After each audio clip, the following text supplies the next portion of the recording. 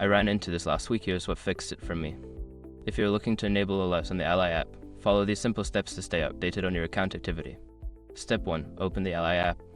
Launch the Ally app on your mobile device. Make sure you are logged into your account to access the settings. Step 2. Navigate to settings.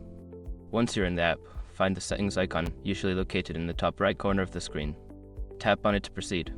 Step 3. Select notifications. In the settings menu, look for the notifications option. This is where you can manage your alert preferences.